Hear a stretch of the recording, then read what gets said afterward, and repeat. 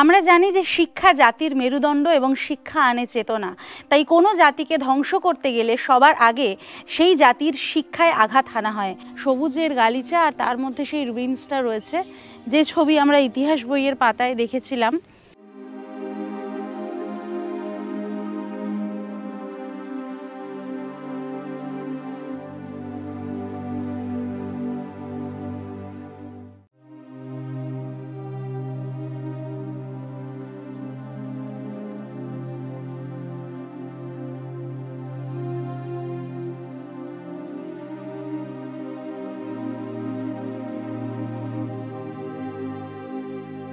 Hello and welcome back to our channel. আমি সম্পিতা আর আপনারা দেখছেন সম্পিতানু ব্লগস। আরও একটা সম্পূর্ণ নতুন ভিডিওতে আপনাদের সবাইকে জানাই অনেক অনেক স্বাগতম। আজ 8ই জুন 2025 আর আমি এখন দাঁড়িয়ে আছি রাজগীরে আমাদের হোটেল ডায়মন্ড বিহারের সামনে।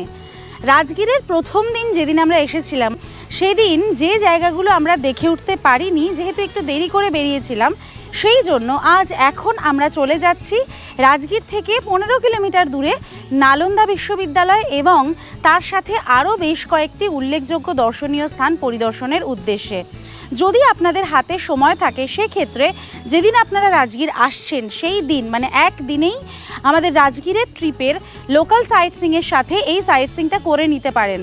অথবা যদি আপনারা একটু ডিটেলড ভ্রমণ করতে চান, একটু ভালোভাবে খুঁটিনাটি জায়গা পরিদর্শন করে ঘুরতে চান, সেক্ষেত্রে এই ভ্রমণটার জন্য হাতে একটা এক্সট্রা দিন রাখতে পারেন। আজকে আমরা ওখান থেকে ঘুরে এসে বিকেলে এখান থেকে ফেরার ট্রেন ধরবো, তাই আর দেরি না করে এখন ঘড়িতে সময় হয়েছে সকাল ঠিক 10টা 5। আমরা এখান থেকে বেরিয়ে পড়বো নালন্দার উদ্দেশ্যে। আর যেতে যেতে যাওয়ার পথে বাকি কথা হচ্ছে। আর এই ভিডিওটা আপনারা শেষ পর্যন্ত দেখতে থাকুন। যদি আমাদের চ্যানেলে নতুন হন আর এখনও চ্যানেলটা সাবস্ক্রাইব করে না থাকেন, ভিডিওটা পুরোটা দেখার পর যদি ভালো লাগে তাহলে অবশ্যই আমাদের চ্যানেলটা সাবস্ক্রাইব করে বেল আইকনটা ক্লিক করে দেবেন, কারণ প্রতি শনিবার ঠিক বিকেল 4:30 আমরা একটি করে নতুন ভিডিও পোস্ট করে থাকি। তাহলে চলুন আর দেরি না করে বেরিয়ে পড়া যাক। আর এই হলো আমাদের হোটেল ডায়মন্ড বিহার, যা হলো একেবারে রাজগীর বাস স্ট্যান্ডের পিছনে। আর এইখানে এসে গেছে আমাদের অটো। সেই অটো ভাইয়ের সাথেই আজকে আমরা যাচ্ছি। রানা, ওর সাথে প্রথম দিন ঘুরেছিলাম, খুব ভালো ছেলে, তাই ওর সাথেই আজকে আবার আমরা নালন্দার দিকে যাচ্ছি।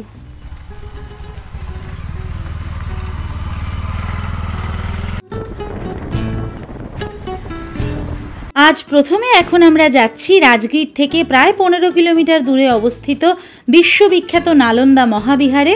সেখান থেকে আমরা যাব মহাবীরের জন্মভূমি কুন্দলপুর, তারপর মহাবীরের সমাধিস্থল পাওয়াপুরী দর্শন করে আমরা ফিরে আসব। আর এই সম্পূর্ণ যাত্রাপথে রাস্তার দুপাশের সৌন্দর্য এবং পরিকল্পিত নগরায়ন বিহার সম্পর্কে আপনার ধারণা একেবারে বদলে দিতে বাধ্য। আমরা জাতীয় সড়ক 120 বা বিহার শরীফ রাজগীর রোড ধরে এসে এখান থেকে বাঁদিকে বেঁকে গেলাম। সোজা রাস্তাটি চলে যাচ্ছে বিহার শরীফ বখতিয়ারপুর হয়ে পাটনার দিকে। 10টা 35 বাজে আমরা চলে এসেছি একদম নালন্দা মহাবিহার বা নালন্দা বিশ্ববিদ্যালয়ের সামনে। এখানে প্রবেশের জন্য সামনে দেখতে পাচ্ছি টিকিট কাউন্টার রয়েছে। আগে গিয়ে টিকিটটা কেটে নিই, কত টাকা করে টিকিট পড়ে, ক্যামেরার জন্য কি টিকিটের ভাড়া আছে সেটা দেখে আপনাদেরকে বলি, তারপরে ভেতরটা ঘুরিয়ে দেখাবো। টিকিট কেটে আমরা ভিতরে প্রবেশ করলাম। টিকিটের জন্য আমাদের 40 টাকা করে মাথা পিছু লাগলো, আর ভিডিও ক্যামেরার জন্য 25 টাকা দিয়ে একটা এক্সট্রা টিকিট করাতে হলো। স্টিল ক্যামেরা বা মোবাইলের জন্য আলাদা করে আর কোনো টিকিট লাগলো না। আর ভিডিও ক্যামেরা আমরা যেটা করছি সেটাতে যে স্ট্যান্ডটা ছিল, স্ট্যান্ডটা আমাদেরকে খুলে নিতে বলা হলো, কিন্তু এমনি ভিডিও ক্যামেরাতে ভিডিও করা যাবে। বিমস্টেক এবং সার্ক অন্তর্ভুক্ত দেশের নাগরিকদের জন্য টিকিট মূল্য পড়বে 40 টাকা মাথা পিছু এবং অন্যান্য ফরেনারদের জন্য মাথা পিছু 600 টাকা পড়বে। এই যে জাস্ট এইখানে টিকিট কাউন্টারটা, এখান থেকে আমরা ঢুকে গেছি ভেতরে। একদম প্রথম যে প্রবেশ পথ, সেখানে ঢুকেই ডান দিকে এইরকম সবুজের গালিচা আর তার মধ্যে সেই রুইন্সটা রয়েছে, যে ছবি আমরা ইতিহাস বইয়ের পাতায় দেখেছিলাম। আজকে সেই জায়গায় দাঁড়িয়ে আছি। ভারতবর্ষের গর্ব, ভারতবর্ষের অহংকার, ভারতবর্ষের ইতিহাসের একটা গৌরবময় অধ্যায়ের পৃষ্ঠায় আমরা দাঁড়িয়ে আছি নালন্দা বিশ্ববিদ্যালয়ের প্রাঙ্গণে। আর্কিওলজিক্যাল সার্ভে অফ ইন্ডিয়া এই নালন্দা বিশ্ববিদ্যালয়কে নিজেদের অধীনে নিয়েছে এবং সেই জন্যই আর্কিওলজিক্যাল সাইটগুলোর মতোই এখানে সমস্ত নিয়ম কানুন। আমরা পুরো জায়গাটা ঘুরে দেখবার চেষ্টা করব। এই সম্পূর্ণ জায়গাটা ঘুরতে আমাদের 1 থেকে 1.5 ঘন্টার সময় লাগবে।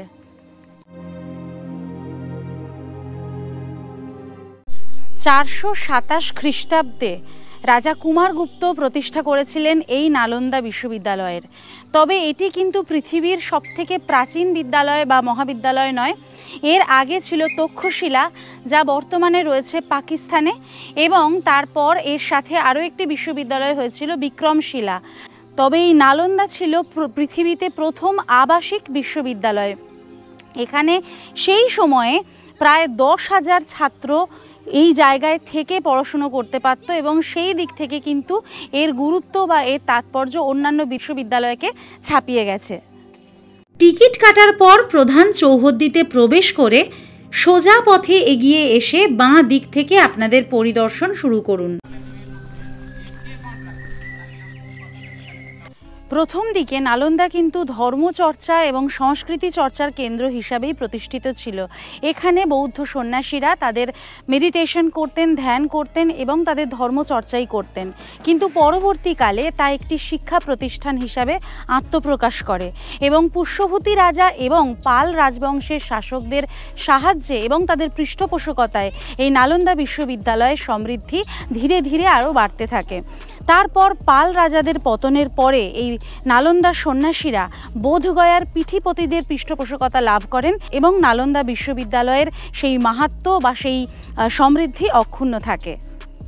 নালন্দা বিশ্ববিদ্যালয়ের দেওয়ালে দেখা যায় এরকম লাল ইটের তৈরি এবং পুরোটাই কিন্তু পুরো ইটের গাঁথনি দিয়েই তৈরি করা হয়েছে। এখানে কিন্তু আলাদা করে কোনো সিমেন্টের ব্যবহার লক্ষ্য করা যায় না এবং এই 39 একর জমির যে বিস্তীর্ণ এলাকা জুড়ে এই বিশ্ববিদ্যালয় প্রতিষ্ঠিত ছিল তার মাত্র 10% কিন্তু বর্তমানে খনন কার্যের মাধ্যমে উদ্ধার করা হয়েছে।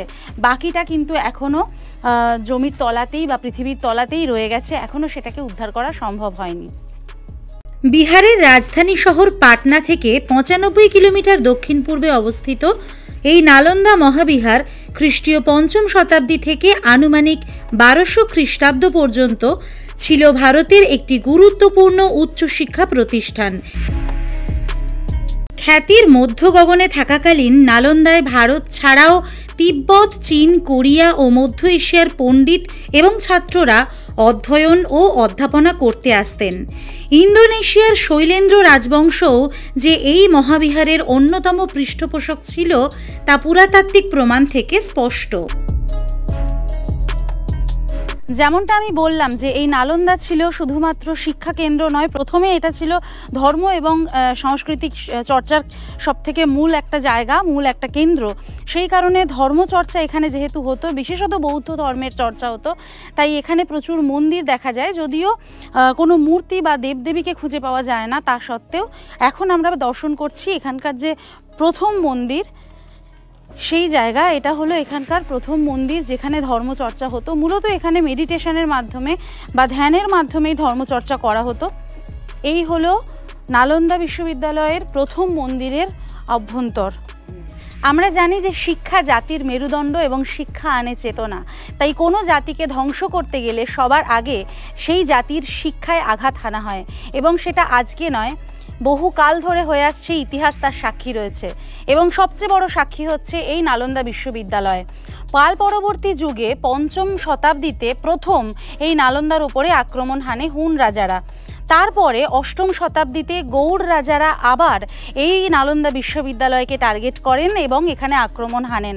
তবে এই নালন্দা বিশ্ববিদ্যালয়কে ধ্বংসের শেষ পেরেকটি পুঁতেছিলেন 1200 শতাব্দীতে বখতিয়ার খিলজি এবং সেই আক্রমণ এতটাই ভয়ঙ্কর ছিল যে এই বিশ্ববিদ্যালয়ের চারিদিকে দেওয়াল জ্বালিয়ে দেওয়া হয়েছিল।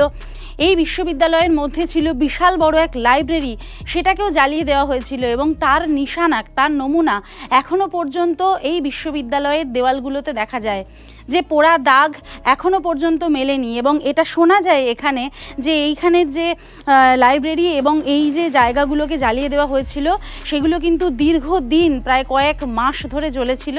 এবং এই দেওয়ালগুলো, এই বাঁদিকের দেওয়ালগুলো দেখলে আপনারা দেখতে পারবেন এই জায়গাটাতে পুরো ইটগুলো কিন্তু এখনও পুড়ে গেছে এবং এইগুলো যে পুড়িয়ে দেওয়া হয়েছে তার দাগ কিন্তু এখনও রয়ে গেছে। এতটাই বীভৎস এবং ভয়ঙ্কর আক্রমণ ছিল।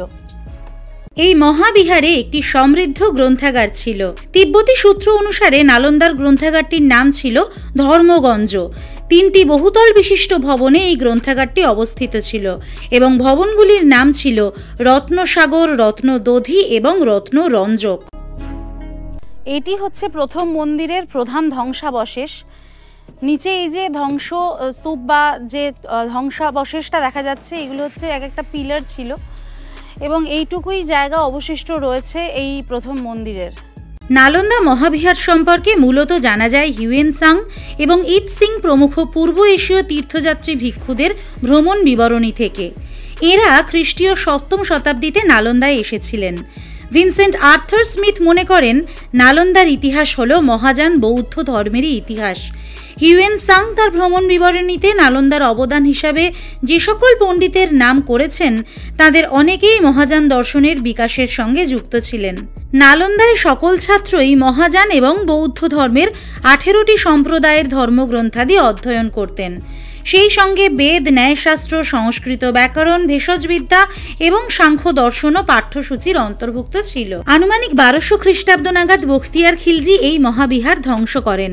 1900 শতাব্দীতে আর্কিওলজিক্যাল সার্ভে অফ ইন্ডিয়া প্রাথমিকভাবে এই প্রত্নস্থলে খনন কার্য চালায় এবং 1915 সালে এখানে খনন কার্য শুরু হয় এবং 12 হেক্টর জমিতে সুবিন্যস্ত 11টি মঠ ও লাল ইটের তৈরি 6টি মন্দির আবিষ্কৃত হয়।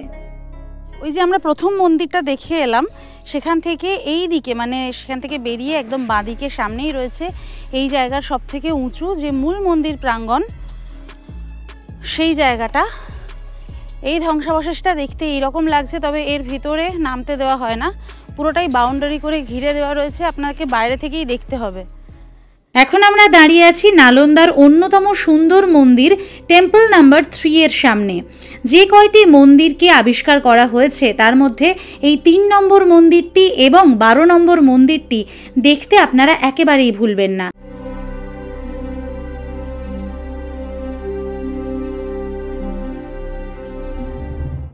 এই বিশ্ববিদ্যালয়ে যেমন অধ্যয়ন করতেন 10,000 ছাত্র, তেমনই শিক্ষকতা করতেন কিছু দিকপাল শিক্ষক। 2000 শিক্ষক ছিলেন এই বিশ্ববিদ্যালয়ের এবং তাদের মধ্যে উল্লেখযোগ্য কয়েকজন ছিলেন নাগার্জুন, ধর্মপাল, চন্দ্রকীর্তি, আসঙ্গ, বাসুবন্ধ, শিলভদ্র, বজ্রবোধি প্রমুখ।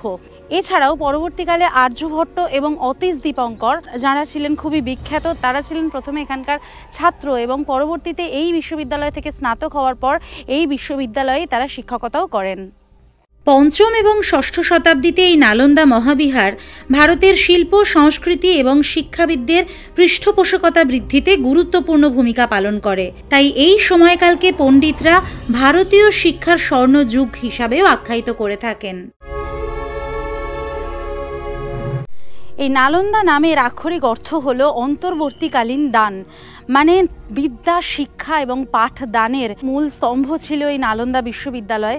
সেখান থেকেই নাম এসছে নালন্দা। আবার অনেকে মনে করেন যে পদ্ম ফুলের ডাঁটিকে বলা হতো নল এবং সেই পদ্ম ফুলের ডাঁটিকে বিদ্যার স্বরূপ হিসাবে দেখা হতো, সেইটিকে দান করা হতো, সেই জন্য সেই নল থেকে বা নল দান থেকে এসেছে নালন্দা। তবে যাই হোক, আমাদের অনেক পৌরাণিক বা অনেক ইতিহাসের অনেক গ্রন্থে এই নালন্দা বিশ্ববিদ্যালয়কে কিন্তু নলেন্দ্র নামেও অনেকে আখ্যায়িত করে থাকেন।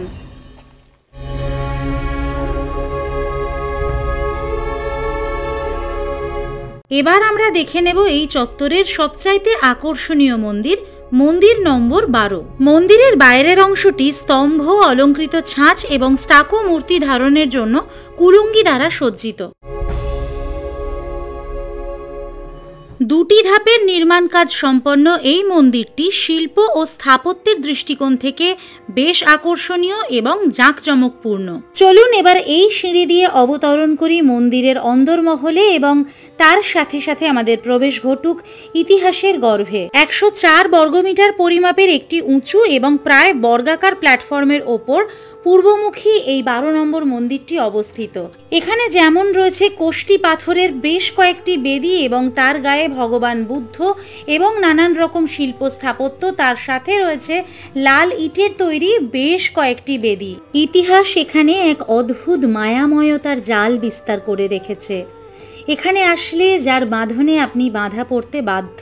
এই সমস্ত ঐতিহাসিক শৈল্পিক নিদর্শন দেখতে দেখতে কখন যে আপনি নিজেই ইতিহাসের পাতায় হারিয়ে যাবেন তা আপনি একেবারে খেয়ালই করতে পারবেন না। হঠাৎই আপনার চোখের সামনে এক লহমায় উদ্ভাসিত হবে এমন এক দৃশ্য যেখানে আপনি দেখতে পাবেন দেশ বিদেশ থেকে আগত ছাত্ররা গভীর মনোযোগের সহিত অধ্যয়নরত, আর কোনো একদিকে বসে তাদেরকে পাঠদান করছেন মহাজ্ঞানী কোনো এক অধ্যাপক। হয়তো সেখানে আলোচনা চলছে চিকিৎসা শাস্ত্রের, অথবা বুদ্ধের গভীর বাণীগুলির গূঢ় অর্থের পর্যালোচনা চলছে সেখানে, হয়তোবা জ্যোতিষবিজ্ঞান বা চিকিৎসা বিজ্ঞান অথবা সঙ্গীত সাধনা চলছে। আর এই মন্দিরগুলির ছোট ছোট বেদি এবং কুলুঙ্গিতে রয়েছে বুদ্ধ তথা বিভিন্ন দেবদেবীর মূর্তি, যা সমগ্র চত্বর জুড়ে এক অপার আধ্যাত্মিকতার পরিবেশ রচনা করেছে।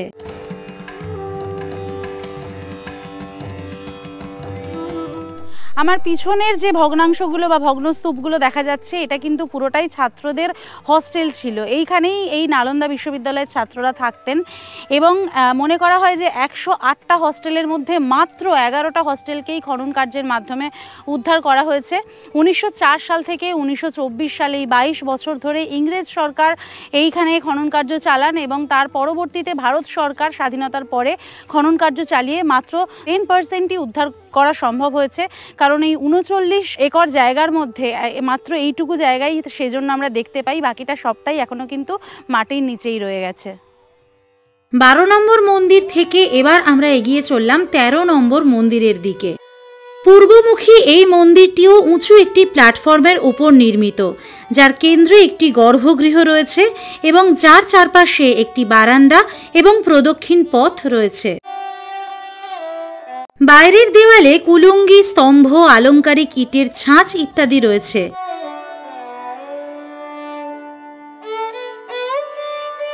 এই মন্দিরের গর্ভগৃহে বুদ্ধের একটি বিশাল স্টাকো মূর্তি স্থাপন করা হয়েছিল, যার অবশিষ্টাংশ এখনও এর উঁচু গাঁথুনির পাদদেশে দেখা যায়। 13 নম্বর মন্দিরের প্ল্যাটফর্মে দাঁড়িয়ে সমগ্র নালন্দা চত্বরটিকে দেখতে ঠিক এইরকম লাগছিল। সত্যি কথা বলতে এইখানে দাঁড়িয়ে আপনার শরীরে শিহরণ জাগতে বাধ্য।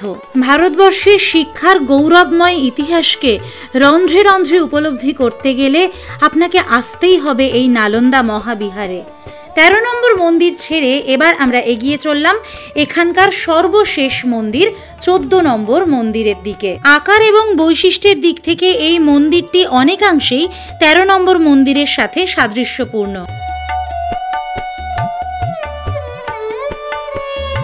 14 নম্বর মন্দিরের ঠিক উল্টো দিকেই রয়েছে মনেস্ট্রি নাম্বার 11 এবং এটি হলো নালন্দার সারি সারি মঠগুলির মধ্যে শেষ মঠ।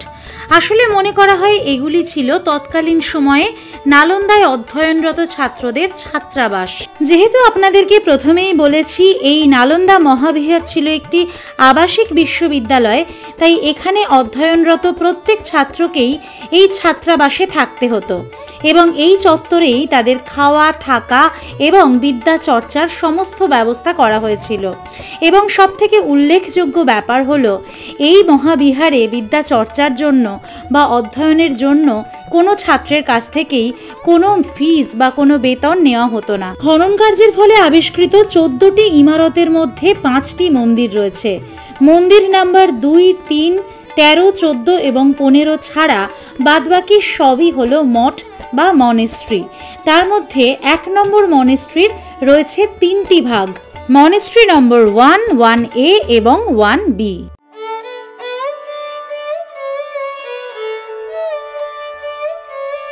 আমরা এখন এসেছি এই নালন্দা মহাবিহারের সর্বশেষ মন্দির নাম্বার 2-তে।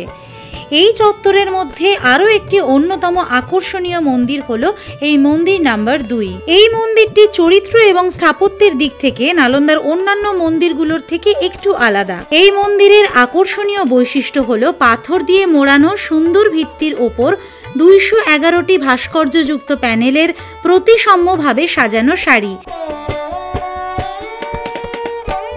চীনা পরিব্রাজক হিউয়েনসানের রচনায় এই নালন্দা বিশ্ববিদ্যালয়ের কথা কিন্তু উল্লেখযোগ্যভাবে এবং বিস্তারিতভাবে পাওয়া যায়, এবং সে কারণে তৎকালীন সময়ে চীনা স্টুডেন্টদের কাছে, চীনা ছাত্রদের কাছে এই নালন্দা বিশ্ববিদ্যালয় ছিল বিদ্যা পাঠের জন্য আকর্ষণের মূল কেন্দ্রবিন্দু। এবং এই নালন্দা বিশ্ববিদ্যালয়ে শুধুমাত্র মধ্যমাক, সর্বাস্তবাদ বা যোগাচারের মতো যে বৌদ্ধ দর্শন শিক্ষাদান করা হতো বা পাঠ করা হতো তা কিন্তু নয়। এখানে বেদ, ব্যাকরণ, চিকিৎসা, যুক্তি, গণিত, পদার্থবিদ্যা এবং রসায়নের মতো বিষয়গুলিকেও পাঠদান করা হতো। এএসআই দ্বারা পরিচালিত 1973-74 সালের খনন কার্যে একটি বহুতল বৌদ্ধ মন্দিরের ধ্বংসাবশেষ আবিষ্কৃত হয়েছে, যেটিকে বলা হয় সারাই টিলা বা বৌদ্ধ মন্দির। নালন্দা চত্বরে অবস্থিত এই বৌদ্ধ মন্দিরটি খ্রিস্টীয় 7ম শতাব্দীর গোড়ার দিকে পূর্ণবর্মণের রাজত্বকালে নির্মিত হয়েছিল বলে মনে করা হয়। ইতিহাসের এই আঁতুর ঘরে বেশ কিছুটা সময় কাটানোর পরেও আপনার হৃদয়ে অতৃপ্তির রেশ থেকে যেতে পারে। তবে এই মহাবিহারের ব্যাপ্তিকে পূর্ণরূপে হৃদয়ঙ্গম করার জন্য টিকিট কাটার পর সেখান থেকেই আপনি একটি গাইড নিয়ে নিতে পারেন। গাইড চার্জ পড়বে ওই 300 টাকার আশেপাশে।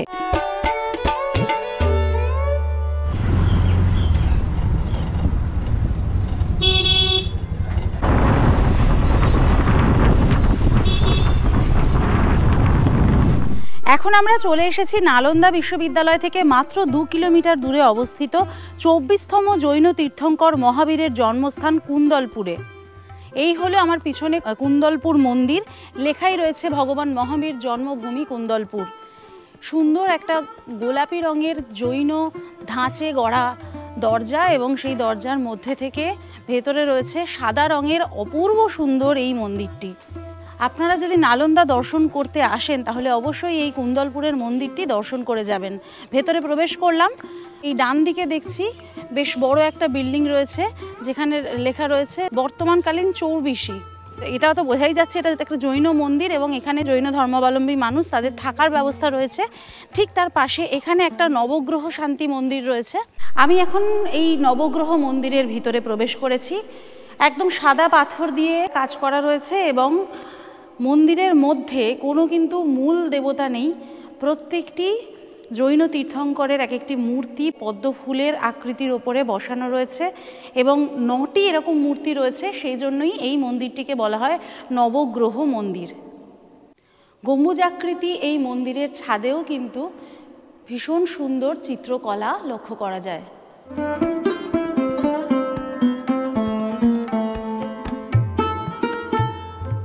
এখন আমরা এই যে মূল মন্দির অর্থাৎ এই কুন্দলপুরের বিশ্বশান্তি তীর্থঙ্কর মহাবীরের জন্মস্থানের মহাবীর মন্দির দর্শনের জন্য উঠছি।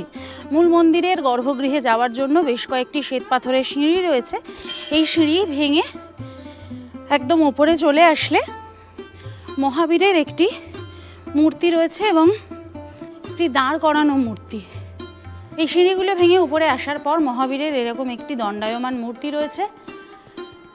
মূর্তির মাথার ওপর একটি স্বর্ণের ছত্র দেওয়া রয়েছে, এবং এই মন্দিরেরও ওপরটি গম্বুজাকৃতি এবং দেওয়াল গাত্রে অপূর্ব সুন্দর চিত্রকলা লক্ষ্য করা যায়।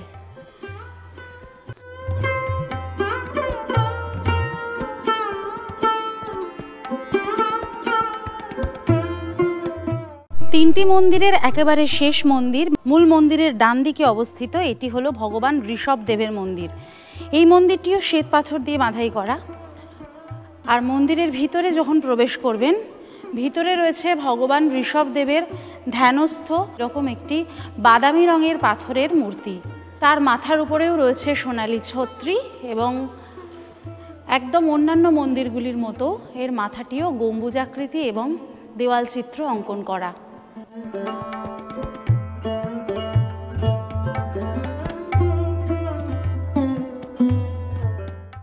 আচ্ছা, আমরা এবার এই মন্দিরের সবথেকে আকর্ষণীয় যে জায়গা নন্দাবর্ত মহলে ঢুকবো।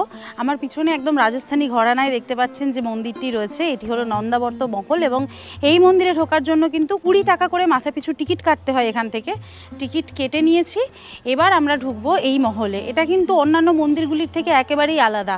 বাদামি পাথরের উপরে কারুকার্য খচিত এই মন্দির। দোতলা এই মন্দিরটি পরিদর্শন করব, ভেতরে গিয়ে দেখি কি আছে। ভিতরে প্রবেশ করবার পরে এরকম কাঁচের ঘেরা বা কাঁচ দিয়ে ঘেরা ঘরের মধ্যে নানান রকম জিনিসপত্র রয়েছে এবং সেখানে অনেক কিছু লেখা রয়েছে যে কি কি জিনিস। এগুলো কিন্তু সেই ইতিহাসের একদম ইতিহাস প্রসিদ্ধ যে সত্যিকারের জিনিস, সেগুলোকেই এখানে সংরক্ষণ করে রাখা রয়েছে। কি কি রাখা রয়েছে এখানে সব লেখাও রয়েছে। আমরা একেবারে ওপর থেকে শুরু করব। যেটা বলছিলাম যে এটা অ্যাকচুয়ালি মন্দির নয়, এটা একটা মিউজিয়াম টাইপের মনে হচ্ছে। যেটা আমি বলছিলাম যে রাজস্থানী জয়পুরি ঘরানা স্টাইলে এই মহলটাকে তৈরি করা হয়েছে, ভীষণ সুন্দর কারুকার্য করা দেওয়ালের গায়ে, ঠিক যেমনটা আপনারা দেখতে পাচ্ছেন। আর এই যে মিউজিয়াম স্টাইলে মহলটাকে বানানো হয়েছে, এখানে মহাবীরের জন্মলগ্ন থেকে তার পুরো জীবনে তার যে সমস্ত জিনিসপত্রকে উদ্ধার করা গেছে সেইগুলিকে এখানে সংরক্ষণ করে রাখা রয়েছে এবং কোন জায়গায় কি সংরক্ষণ করা রয়েছে তার সম্পূর্ণ বিবরণী কিন্তু তার ওপরে লেখা রয়েছে। 3 তলা এই মন্দিরের একেবারে উপরের তলায় দাঁড়িয়ে রয়েছি। উপরের তলায় কোনো মিউজিয়াম নেই, এখানে রয়েছে এরকম একটি সিংহাসন এবং তার মধ্যে 3 ভগবানের মূর্তি রয়েছে। বাঁ দিকে রয়েছে চন্দ্রপ্রভু ভগবানের মূর্তি, মাঝে রয়েছে শান্তিনাথ ভগবান এবং ডান দিকে রয়েছে শ্রী পরেশনাথ ভগবানজির মূর্তি। এরপর আমরা এগিয়ে চললাম হিউয়েন সাং মিউজিয়ামের উদ্দেশ্যে। এই হলো মিউজিয়ামের টিকিট কাউন্টার। তবে এখান থেকে টিকিট কাটার পর প্রায় 100 থেকে 150 মিটার এগিয়ে যেতে হয় মিউজিয়ামে প্রবেশের জন্য। আমরা এখন চলে এসেছি কুন্দলপুর মহাবীর জৈন মন্দিরের থেকে 2 কিলোমিটার দূরে অপূর্ব সুন্দর আরও একটি জায়গা হিউয়েন সাং মেমোরিয়াল দর্শন করতে। এখানে প্রবেশের জন্য আমাদের টিকিট মূল্য পড়লো মাথাপিছু 30 টাকা করে। 15 বছরের নিচে হলে কোনো টিকিট লাগবে না। আর ফরেনারদের জন্য টিকিট মূল্য 200 টাকা করে মাথাপিছু। আর এই মেমোরিয়াল খোলা থাকে প্রত্যেক দিন সকাল 8টা থেকে বিকেল 5টা পর্যন্ত। টিকিট এখানে পাঞ্চ করে উনি আমাদেরকে প্রবেশ করার অনুমতি দিয়েছেন। আর আমরা এই মেমোরিয়াল হলের মধ্যে প্রবেশ করছি। ওয়াও, দারুণ! পুরো জাপানিজ স্টাইলে 1 2 3 4 4টে বড় বড় বিল্ডিং রয়েছে। বৌদ্ধ এবং চাইনিজ স্টাইল মিশিয়ে এরকম 4খানা বিল্ডিং রয়েছে। মাঝখানের বিল্ডিংটি সব থেকে বড়, যেটার গায়ে লেখা রয়েছে হিউয়েন সাং মেমোরিয়াল হল। পাশের বিল্ডিংগুলো বন্ধই পড়ে রয়েছে, সেরকমভাবে ব্যবহার করা হয় বলে মনে হচ্ছে না। আর একদম সামনে রয়েছে এই কালো পাথরের হিউয়েন সাংয়ের একটি মূর্তি। আর যেটা বলছিলাম যে এই হিউয়েন সাংয়ের জন্যই কিন্তু আমাদের নালন্দা বিশ্ববিদ্যালয়ের খ্যাতি ছড়িয়ে পড়েছিল সারা বিশ্বে এবং বিশেষ করে চীনাদের মধ্যে। এই হলো একদম মেমোরিয়াল হলের যে প্রাঙ্গণ, সেই প্রাঙ্গণে দাঁড়িয়ে রয়েছি। খুব সুন্দর করে মেনটেন করা হয়েছে পুরো জায়গাটা, অনেকটা এলাকা নিয়ে গঠিত। আর এখন আমরা এই মেমোরিয়াল হলের ভিতরে ঢুকবো। মেমোরিয়াল হলের একদম যে মেন প্রাঙ্গণ, সিঁড়ি দিয়ে জুতো খুলে উঠে আসার পরে ডান দিকে রয়েছে এরকম জানলা এবং সেখানে দারুণ সুন্দর কাঠের কারুকার্য। আর আমার বাঁ দিকে এই যে লাল পিলপেগুলো দেখা যাচ্ছে, এর গায়ে কিন্তু জাপানিজ ভাষায় নানান রকম মন্ত্র লেখা রয়েছে। আর এরকমই কাঠের কারুকার্য খচিত একটি দরজার মধ্যে দিয়ে আমরা মিউজিয়ামের মধ্যে প্রবেশ করব। কিন্তু প্রবেশ করবার আগে দেওয়ালের উপরের দিকে যে ওয়াল পেন্টিং ঠিক না, যে পেন্টিংগুলো রয়েছে সেগুলো আপনাদেরকে দেখাবো। অসম্ভব সুন্দর সুন্দর সমস্ত এখানে রয়েছে শিল্পকার্য। আর এই হচ্ছে মেমোরিয়াল হলের একদম ভিতরটা। ভীষণ ঠান্ডা এর ভিতরে, বাইরে তো প্রচণ্ড গরম লাগছে। এখানে হিউয়েন সাংয়ের একটি বসা মূর্তি রয়েছে কালো পাথরের। চীনা পরিব্রাজক হিউয়েন সাংয়ের জীবনের বিভিন্ন ঘটনাকে এখানে এই দেয়াল চিত্রের মাধ্যমে ফুটিয়ে তোলা হয়েছে। 1957 সালের জানুয়ারিতে ভারতের প্রথম প্রধানমন্ত্রী পণ্ডিত জওহরলাল নেহেরু ভারত সরকারের পক্ষ থেকে জুয়ানজাংয়ের স্মৃতিস্তম্ভ, তার জীবনী এবং তাঁর স্মরণে একটি হল নির্মাণের জন্য দানপত্র গ্রহণ করেন। এই উদ্যোগের লক্ষ্য ছিল ভারত ও চীনের মধ্যে সাংস্কৃতিক সম্পর্ক বৃদ্ধি করা। এর নির্মাণ কাজ শুরু হয় 1960 সালে এবং 1984 সালে সম্পন্ন হয়। এই মেমোরিয়াল হলের প্রতিটি দেয়ালেই শিল্পের ছোঁয়া চোখে পড়বার মতন।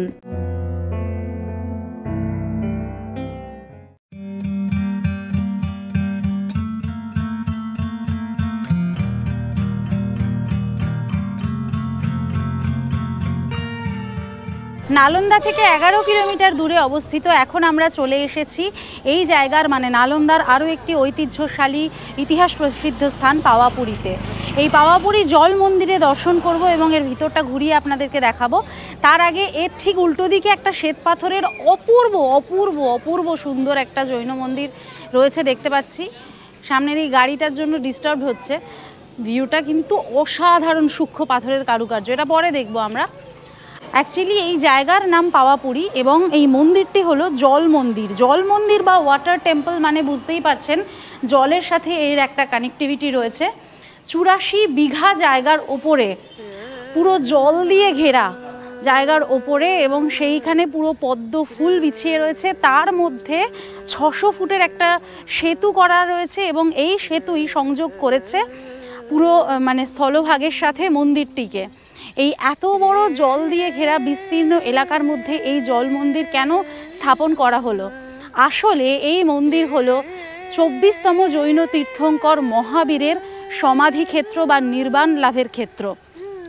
মহাবীরকে মৃত্যু লাভের পরে এই জায়গাতেই দাহ করা হয়েছিল। সেই কারণের জন্যই এইখানে এই পাওয়াপুরী মন্দির প্রতিষ্ঠা করা হয়েছে।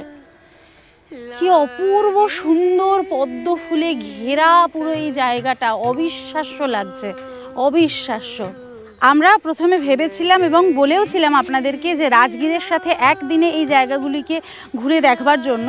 তবে আমি প্রত্যক্ষ অভিজ্ঞতা থেকে যেটা আপনাদেরকে বলতে পারি যে একদিনে যদি আপনি রাজগীরের সাথে এই নালন্দা সাইডটা রাখেন সেক্ষেত্রে মানে প্রচণ্ডভাবেই আপনার ভ্রমণ হ্যাম্পার্ড হবে। ওরা হয়তো ইনসিস্ট করবে, তার কারণ হচ্ছে খরচ কিছুটা কম হবে, তবে আপনি ভ্রমণের আনন্দ নিতে পারবেন না, এই জায়গাগুলিকে সুন্দরভাবে উপভোগ করতে পারবেন না। এই মর্মার্থগুলোকে ভালোভাবে অনুভব করার আগেই আপনাকে দৌড়তে হবে, মানে ছুটে ছুটে স্পট কভার করার মতন হবে আর কি। সেটা আমি একেবারেই সাজেস্ট করব না। আমার পরামর্শ থাকবে আপনারা যদি সত্যিই ভ্রমণ প্রিয় হন এবং এই জায়গাগুলির আনন্দকে উপভোগ করতে চান, এর মর্মার্থকে বুঝতে চান, তাহলে এটির জন্য মানে নালন্দার দিকের জন্য সম্পূর্ণ আলাদা একটি দিন রাখুন এবং ঠিক যেভাবে আমরা ভ্রমণ করছি, যেভাবে আমরা ঘুরে দেখছি এই জায়গাগুলিকে, আপনারা সেভাবেই ঘুরে দেখুন। তবু তো আজকে বলবো যে আমাদের ফেরবার ট্রেন আছে, আমাদের একটু তাড়া রয়েছে, তবে তাও আমরা মোটামুটি এই সময়ের মধ্যেই কভার করে ফেলতে পারছি। এখন আমাদের ঘড়িতে সময় 2:20, আর এই মন্দির দর্শন করেই আমরা একেবারে ফিরে যাব রাজগীরের দিকে। চলুন এবার মন্দিরের ভিতরটা দেখা যাক। যেটা বলছিলাম, এই মন্দির তৈরি হয়েছে 24তম জৈন তীর্থঙ্কর মহাবীরের জীবন সমাধি বা জীবন নির্বাণ লাভের পর। তিনি নির্বাণ লাভ করেছিলেন 72 বছর বয়সে 15ই কার্তিক এক দীপাবলির রাতে। আমরা জানি যে মহাবীর রাজবংশে জন্ম নিয়েছিলেন এবং 30 বছর বয়সের পরে তিনি তপস্যা করেছিলেন এবং জৈন ধর্মের প্রচার করেছিলেন।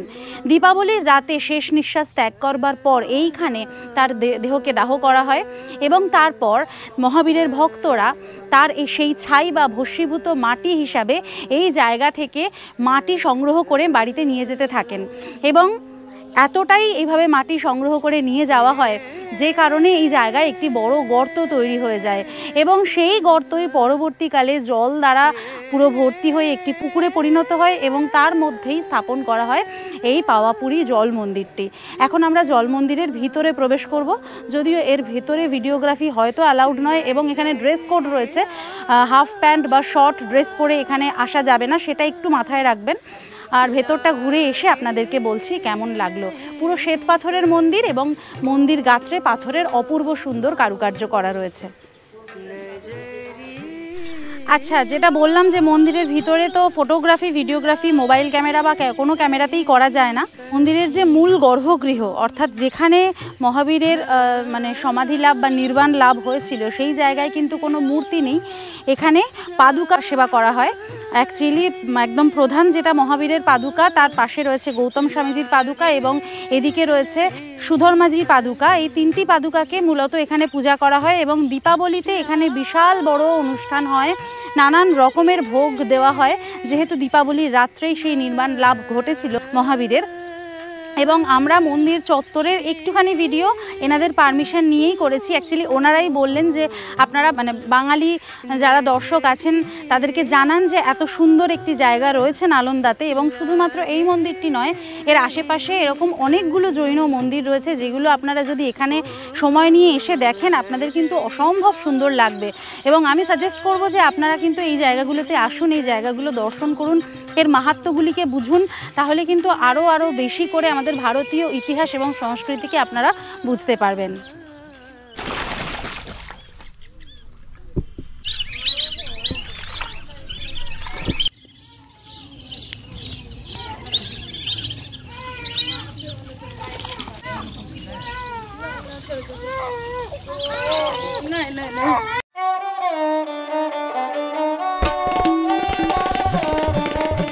আমি যেটা বলেছিলাম জল মন্দিরের প্রবেশ করবার আগে, ঠিক জল মন্দিরের উল্টো দিকেই রয়েছে অপূর্ব সুন্দর শ্বেতপাথরের কারুকার্য খচিত এই জৈন মন্দিরটি। এই মন্দিরটিও আপনারা দর্শন করতে পারেন অবশ্যই।